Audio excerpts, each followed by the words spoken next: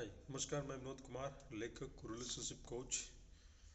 और आज बात करेंगे एक ऐसे टॉपिक के ऊपर जो ज़्यादातर लोगों की समस्या रहती है। आज हम देखते हैं कि धनी लोग अपने धन की वजह से दुखी हैं।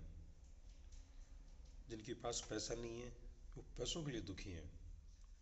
जो लोग बिना परिवार के हैं वो परिवार के लिए तरसते हैं। और जिन लोगों के पास परिवार है, परिवार में रहते हैं, वो उन परिवार वालों से दुखी होते हैं।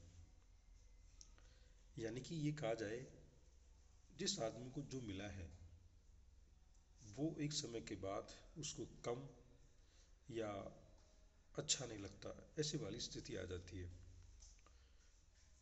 हम ज़्यादातर लोग, मानव प्रकृति भी ऐसी है कि जो चीज़ें हमारे पास है हम उनको थोड़ा कम महत्व देते हैं। और मैं आज इस चीज़ की आपको एक स्टोरी के माध्यम से मैं बात बताऊंगा। आज के लगभग 2500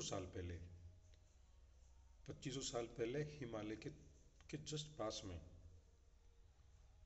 एक जगह है जो आज नेपाल कहलाती है। वहाँ एक आलीशान महल में एक राजा रहते थे और उनके एक बेटा होने वाला था। उस राजा ने अपने बेटे की खुशी के लिए, मेरा बेटा होने वाला है, ऐसी खुशी के अंदर उसने बहुत सारी सुविधाएं करी।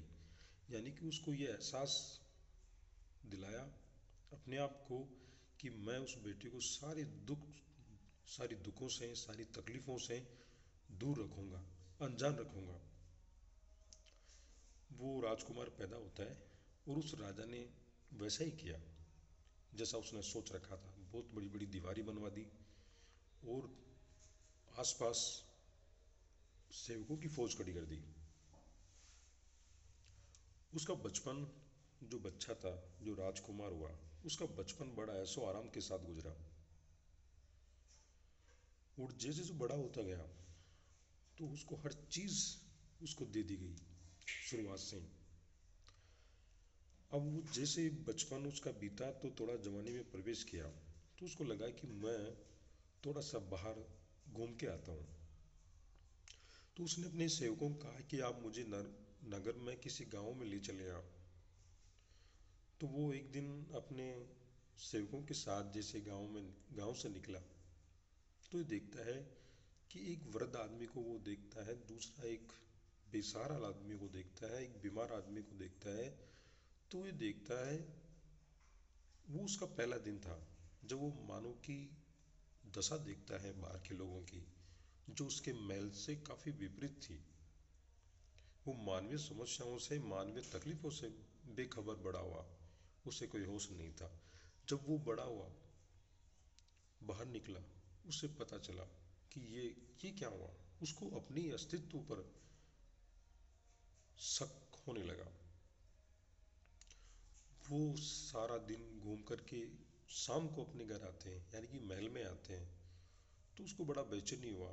वो अंदर ही अंदर उन सारे जो युवा लोग हैं उनकी तरह उसके मन में भी एक शिकायतें उठने लगी। और शिकायतें इस कदर उठने लगी कि वो सारे उन सवालों के जवाब जानना चाहता था कि ऐसा क्यों। मैं इधर आलीशान महल के अंदर मुझे जो सारी सुख सुविधा दी गई है उससे बेखबर, मैं पहली बार बाहर निकला, मेरे साथ इतनी समस्याएं, क्या देखा मैंने क्या देख लिया ऐसा। तो उससे बेचैन हो गया उस सारी समस्याओं से, उसके मन ही मन में द्वंद्व चलने लग गया।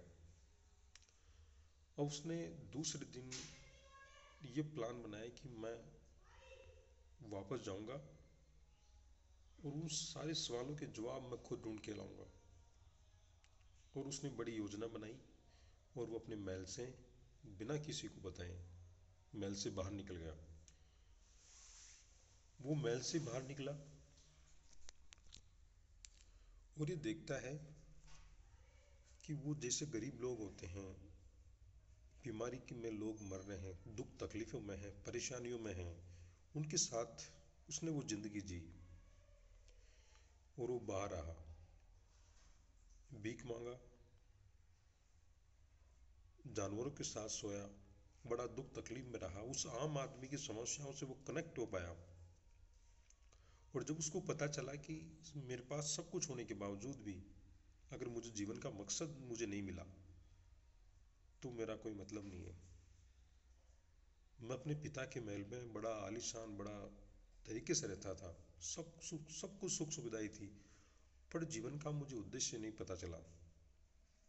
तो क्या मतलब मेरे पास इतना पैसा होने के बावजूद मैं एक बिना उद्देश्य के जीवन जीता हूँ। तो उसने एक पेड़ के नीचे बैठ गए और उस सारे सवालों के जवाब में अपने आप से पूछने लगे। और उसने लगभग लगभग 49 डेज तक बैठ करके उस सारे सवालों के जवाब पूछे। उसे कुछ आभास हुआ, और ये आभास हुआ कि जीवन एक यातना है, जीवन तकलीफ में है। तो उस दिन उन्होंने ये एक सिद्धांत दिया, एक जीवन का नजरिया किस हिसाब से हो सकता है। उनका अनुभव ये रहा कि जीवन एक यातना है, जीवन एक यातना है। और ये बात जितना जल्दी हम लोग समझ पाएंगे उतना ही हमारे लिए फायदेमंद रहेगा। तो उस व्यक्ति का, उस राजकुमार का नाम भगवान बुद्ध है। और ये कहानी मेरा बताने का एक ही मकसद है कि जीवन में सुख जो शब्द है वो एक समस्या है। एक सिक्के के दो पहलू हैं। सुख सुख जो है वो एक सिक्के के दो पहलू, सुख के साथ दुख भी है। पर हमारा ज़्यादातर वास्ता दुखों के साथ रहता है। जैसा कि उस राजकुमार ने बताया कि जीवन की यातना है, हमें संघर्ष तो करना पड़ेगा। Thank you.